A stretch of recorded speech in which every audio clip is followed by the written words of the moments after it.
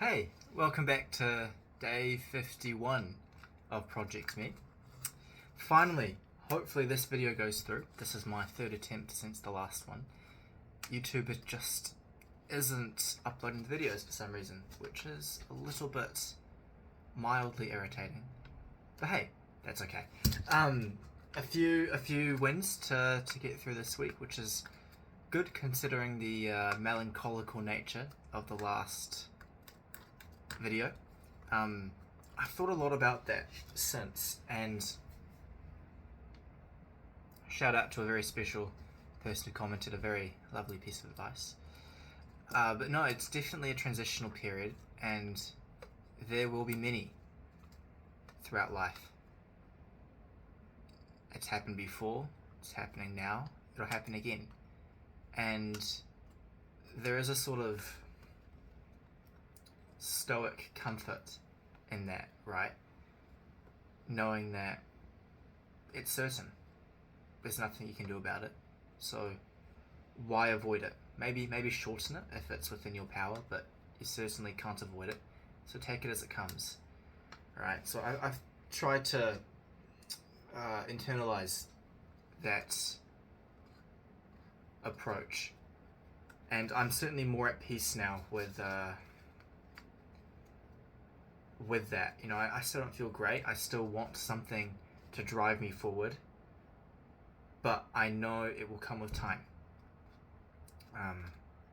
Obviously, the sooner the better, because at the moment it feels a little bit like I'm a sheep away from its herd. So the sooner the better. The sooner the better. And I have a few ideas, but I think it very much ties into a sort of an existential dilemma that I sort of have on repeated cycles with myself. It happened around my birthday last year. It's happening now. It just finds different ways to manifest, and I guess this time it's the fact that I've got nothing to really look forward to in the foreseeable future. And so the cycle returns, and now I just have to find something else to focus on for a while. And it's a curious thought because, and I doubt this is the rule, but certainly in my case, I enjoy the anticipation of something exciting more than the excitement itself, right? And I think that can be a very wise thing in the sense that it's never about the destination, it's about the journey, right? But on a much smaller scale, I suppose, because I'm not applying that. I'd love to apply that philosophy to every single aspect of my life, but it's one thing to know something, it's another thing to understand it, if you catch my meaning. And the understanding in this case is applying that. So that's a very vague, abstract sort of tangent off of that, but still something very, very interesting. In my particular case, I've long thought that the solution to, maybe not the solution, it's a lot of pressure to put on someone, but a way, and the one most likely to work for me, I suspect, a way of finding my peace is through someone. So we talked a little bit about it at the end of the last video, but I'm very geared towards meeting new people at the moment and trying to find that someone, albeit people, who I can find my peace in. So it's an interesting sort of few steps. I don't know where I'm going in this. I don't know my destination in this journey, but I know where to direct my next few steps. And at the end of the day, that's all that really matters, I suppose. So, yeah, that's sort of where I'm at with the last video. To say I'm no longer in melancholy would never be true. I'm always melancholic, I suppose. That's the word that the people I spend the most time around me describe me as. The people that I spend the most time with describe me as. And that's okay. But yes, just getting over that transitional period, trying to find a way out of the tunnel, but trying to enjoy the tunnel while I'm at it as well. So anyways, we'll move on from that. Actually, while we're on the topic, one of my favorite quotes or lines of poetry is the finest souls are those who gulped pain and avoided making others taste its bitterness. And I read that when I was... That's by Nizar Kabani. I can't remember the name off the top of my head, but an Arabic poet, to the best of my recollection. And he has some fantastic one-liners out there. Obviously, you should read all of his works, but this is one that stood out to me the most. I read it when I was quite young, certainly below the age of 10, and it stuck with me ever since. I'm not sure why, but I've always, maybe not because of this quote, but certainly looking back, this is sort of where it began. I've always never been one to complain to other people. This is sort of my vent, as it were. And even so, I hope this never comes off as complaining. This is really fundamentally an attempt to find a way to express myself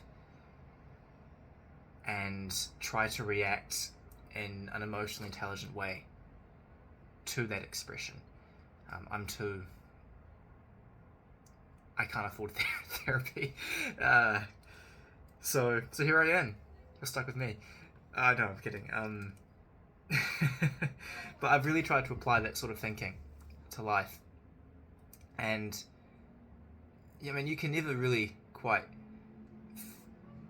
the struggle and every facet of the turmoil that comes with it is something you can never forget, but it's definitely something you absolutely cannot let darken your heart. And to that end, I suppose the only thing that you can hope for, or the only thing that you should hope for, is that it guides you to wisdom. So,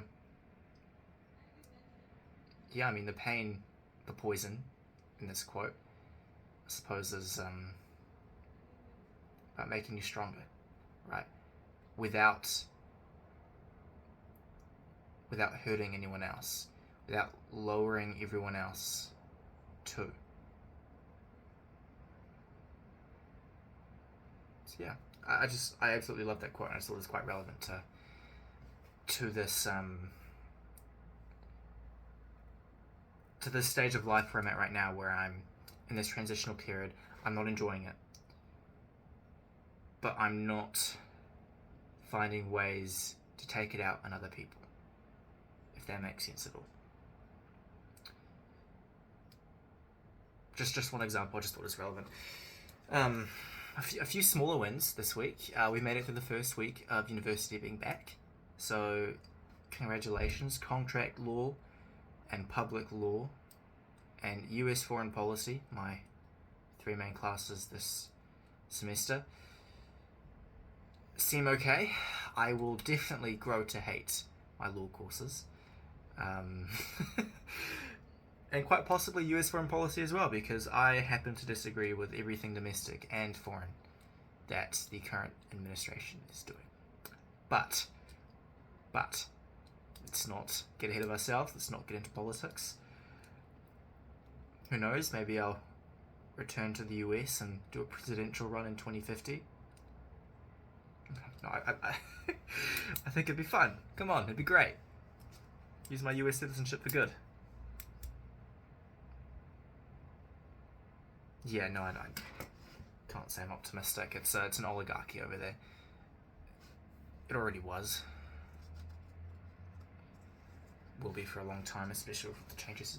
Sorry, completely off topic. Another win this week, besides making it through the first week of university, is is making lots of new friends, meeting lots of new people, which is good. I'm very good with names because I do care about remembering people's names. So I try to write them down as soon as I can, because I genuinely remember everything I read. So if I write the name down, I can read it and then I remember it. So been trying to do that, but it's still a struggle remembering dozens and dozens of names at a time, especially when you see them once and then you don't see them for quite a while after that. So it's you kind of sort of got to pick and choose the ones. You have to choose your battles, right? Choose the ones you think you'll see more often, prioritize those, and then try to catch up on the ones you will see less often. So it's really a game of probability. But in any case, one other thing that is a bit of a win this week, was we had a flat chat. So the entire flat got together, all four of us, and we just talked about some of the issues in the flat. Which was good. It was good. I was more vocal. In the past, I've been very passive about it. In the past, I felt like I was sort of suppressed by the vigor that other people showed up with. And what I mean by that is that they would come in, not sort of guns blazing, but certainly with a bit more energy than I had. And because of that, because of sort of the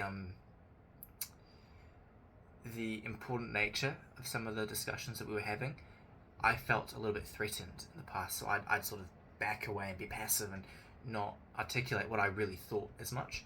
But this time I was a bit more prepared. I made a list of things, so I could go into it with ideas in my head, and I think that made a difference. I was certainly more vocal. I sort of led the conversation this time, which is neither good nor bad. It just meant that I felt more comfortable sharing what I had to say, and there was a few times when there was some criticism directed at me, and of course it's always hard not to take it as a direct threat sometimes, but especially with some of the language that's used. But in this case, it was all good. I made a very conscious effort to I don't want to use the phrase control my expressions, because it's not like I wanted to burst out into a fit of anger or something, but it's very subtle things, like, for example, keeping your eyebrows raised sort of conveys a bit more enthusiasm and open-mindedness when someone's talking to you. So being very mindful about making sure to keep my eyes sort of open wide, and sort of using my facial expressions to encourage the criticism that I need to hear. So that was good. Proud of how I reacted there.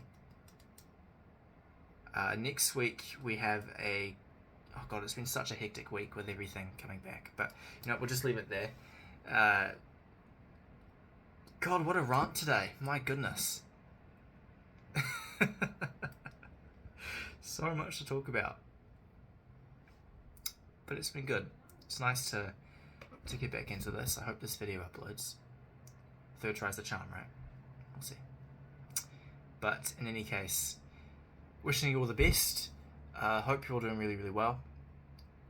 Let me know what you're up to, if you feel comfortable doing that. Just love hearing it. So, listen, all the best, guys. Have a great day. Evening, night, morning, afternoon tea, second breakfast. All the best, guys. Take care.